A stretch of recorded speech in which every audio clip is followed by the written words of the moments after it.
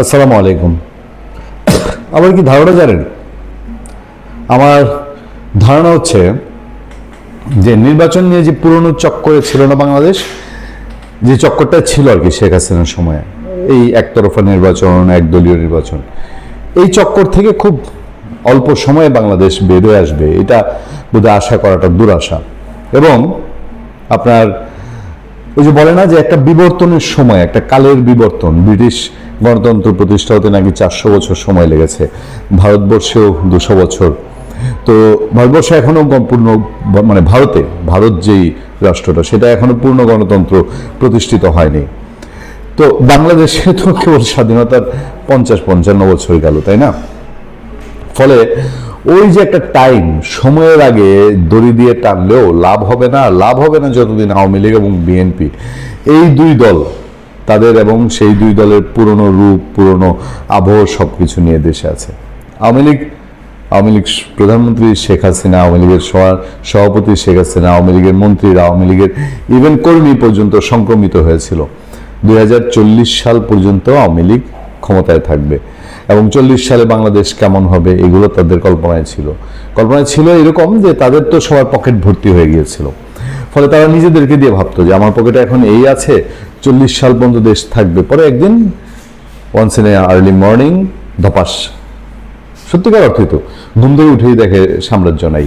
5 August 2024 ওই ঘটনা না ঘটা পর্যন্ত তো আওয়ামী লীগের লোকজন বিশ্বাস করে নাই, সাধারণ মানুষের ধারণার বাইরে ছিল শেখ হাসিনা চলে যাবে হঠাৎ করে, বা তাকে যেতে বাধ্য হতে হবে, এই ধারণা ছিল না। এখন এই রোগ, এই স্বপ্ন যে বলি না আওয়ামী লীগ বিএনপি এক ধাতুতে গড়া, এই রোগ বিএনপিতে সংক্রমিত হওয়া কেবল শুরু হয়েছে। ওই যে তত্ত্বাবধায়ক সরকার নিয়ে যেরকম একটা ক্যারিকেচার হয়ে গেছে যে পরবর্তী সংসদ নির্বাচন থেকে এবারের জন্য বললো না, মানে এটার কোনো ব্যাখ্যা নাই কেন এবার তত্ত্বাবধায়ক সরকারের অধীনে নির্বাচন হলো না, এটার বিশেষ কোনো ব্যাখ্যা আমি এখন পর্যন্ত খুঁজে পেলাম না। আগামী নির্বাচন থেকে তত্ত্বাবধায়ক সরকার ব্যবস্থা নিয়ে বিএনপি 4 দলীয় জোট সরকার প্রথম ক্যারিকেচার শুরু করেছিল। ওই মনে আছে তো আপনাদের, কে এম হাসানকে তত্ত্বাবধায়ক সরকারের চিফ বানানো নিয়ে, ওখানেই তারা একটা ডমিনেট করার চেষ্টা করেছিল। পরে আওয়ামী লীগ এসে পুরো জিনিসটারই ভ্যানিশ করে দেয়। এটা তারা ক্ষমতায় গেলে পরে প্রমাণিত যে আওয়ামী লীগ এবং বিএনপি দুই দলই তত্ত্বাবধায়ক সরকার চায় না, আর ক্ষমতা থেকে বাইরে গেলে পরেই তত্ত্বাবধায়ক সরকার ছাড়া নির্বাচন বুঝে না। আজব এবং এটা একটা নির্লজ্জ অবস্থান রাজনীতিবিদদের, একটা বেহায়া অবস্থান। এই আওয়ামী লীগে এই 96 তত্ত্বাবধায়ক সরকারের জন্য কত ফাইট করেছে, এবং খালেদা জিয়া তখন বলেছে যে বাংলাদেশের শিশু এবং পাগল ছাড়া কেউ নিরপেক্ষ নয়।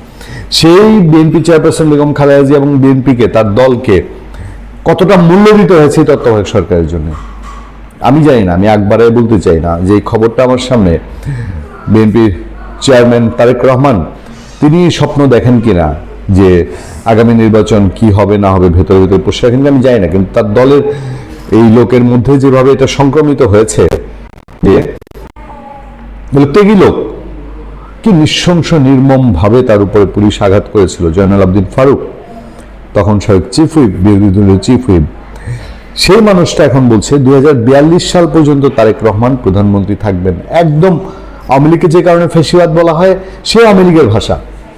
আওয়ামী লীগের বহু মন্ত্রী এমপিরা শেখ হাসিনাকে খুশি করার জন্য, তাকে তেল মারার জন্য, তাকে সন্তুষ্ট করার জন্য ঠিক এই ল্যাঙ্গুয়েজে কথা বলতো।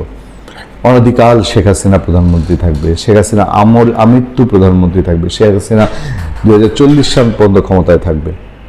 বিএনপি চেয়ারম্যানের উপদেষ্টা, আমি বলছি কিন্তু যে তারেক রহমানের মনে এখন কি আছে আমরা জানি না, আমরা বলবো না, আমরা ধরেও নিতে চাই না তারেক রহমানের মনে এটা আছে, কিন্তু তার উপদেষ্টা যে জয়নাল ফারুক এমপি বলেন, কে এমপি বা মন্ত্রী হবেন সেটা বড় কথা নয়, বড় কথা হচ্ছে আমার নেতা শহীদ জিয়া ও নেত্রী খালেদা জিয়া এবং প্রধানমন্ত্রী তারেক রহমানের হাতকে শক্তিশালী করতে হবে। শুধু 2031 সাল নয়, 2037 সাল এবং 2042 সালেও তারেক রহমান প্রধানমন্ত্রী থাকবেন ইনশাল্লাহ।